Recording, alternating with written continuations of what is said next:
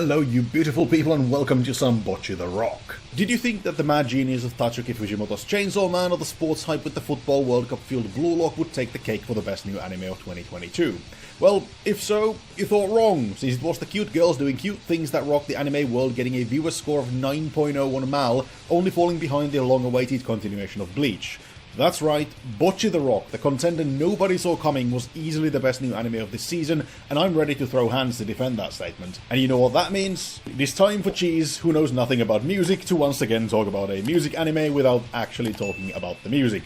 But fortunately for me, Bocchi the Rock is a little more than just a music anime. It's one of those cute girls do cute things slice-of-life shows. A feel-good anime, if you will, and at least for my part, it did make me feel good. Now, I'm not someone who really watches that many slice-of-life shows, or cute girls doing cute things for that matter, but given the staggering popularity of Bocchi the Rock combined with my selfish desire to make a video that people might actually watch and enjoy, I gave it a go, and damn, I'm glad I did. But what makes a slice-of-life cutesy feel-good anime shine in a season as stacked as autumn 2022 was?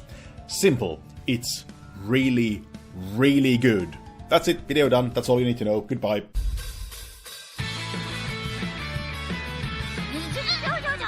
No, not really. For me, the magic of Bocchi the Rock came from two things. The first one being that it is extremely wholesome, like a room full of kittens and puppies and stuffed animals. Everything is soft and cute and perfect, and you just wish all those puppies and kittens get the best families to live happily ever after, and for once, it actually happens.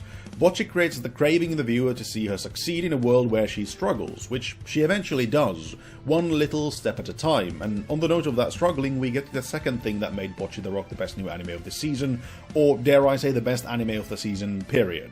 Okay, maybe not quite the best. Golden Kamuy did get its 4th season last autumn, but I digress. Back on topic. The second shining quality of Bocchi the Rock is just how relatable it is. I mean, the vast majority of us suffers from some kind of anxiety in relation to social situations, or just society in general, and no matter how much we might enjoy our solitude from time to time, we find ourselves wishing to be popular and sociable, at least to a degree.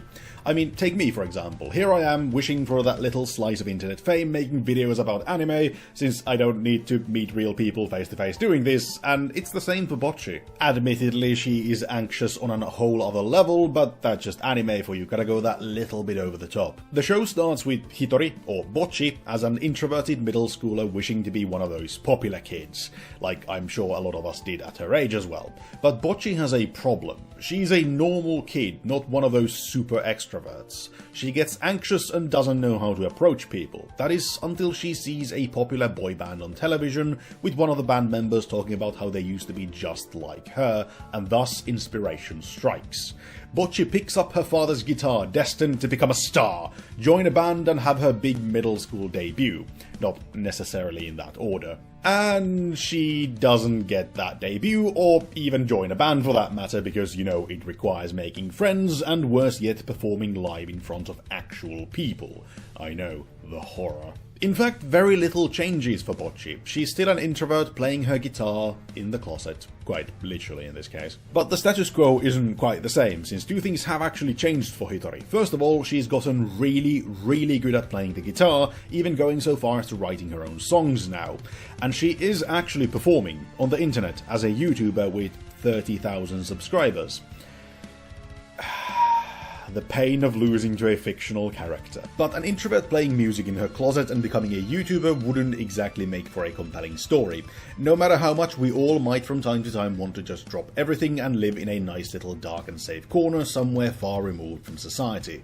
But alas, society has a nasty habit of digging us out and forcing us far beyond our comfort zone for horribly real things like school, work, or the simple desire for companionship. And so too, Bocchi sets out to make friends the best way she can think of, lugging around her guitar hoping that people will approach her.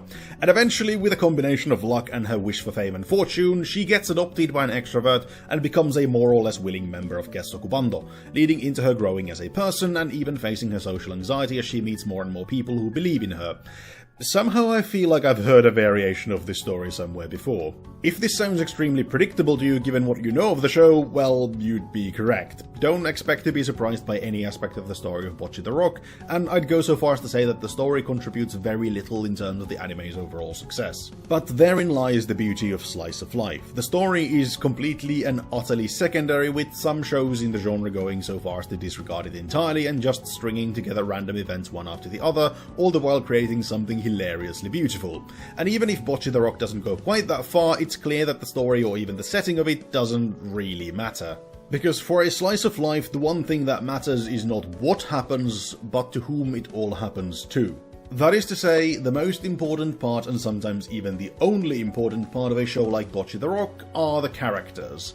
And the ones Aki Hamaji conjured up are the perfect storm of cutesy girls that superbly supplement one another, creating a perfect whole. I mean, these girls could be doing anything from dancing to cooking, or hell, even mining salt in some distant hole somewhere, and it wouldn't have mattered one bit.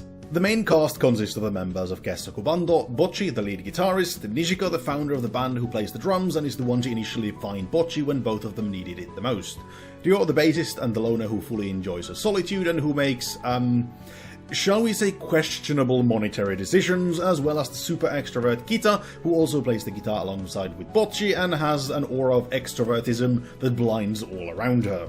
Their dynamic is brilliant, with every other member possessing something Bocchi desires, but at the same time she too has something the others want, or at least want to be a part of, even if that something is just borrowing money in order to not eat weeds for a month, after somebody bought yet another bass they don't need. And it isn't just the main cast that shines. Every single character serves a purpose, even if it's something as simple as liking Bocchi's music, all the way to those that recognize her talent and gently guide her and the rest of the band members to better themselves as both musicians and people.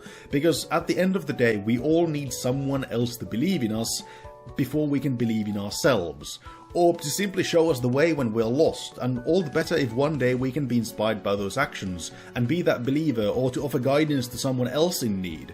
And these two were the deeper message I found when watching Bocchi the Rock. But I've talked about the brilliance of the show, its characters, as well as some far removed lofty ideals to ad nauseum, and at last it's time to bite the bullet and talk about the music, since at the end of the day it is a music anime after all. But the thing is, I wasn't joking when I said I don't understand music, or the music industry for that matter. That being said, I do still listen to and enjoy music, even if my usual taste is quite far removed from what they play in Bocchi the Rock. Even so, to my uneducated ear, the music honestly slapped, and given how many people who actually know what they're talking about have made videos praising the music and the show's depiction of musicians, I'll just take their word on it and call it pretty damn good.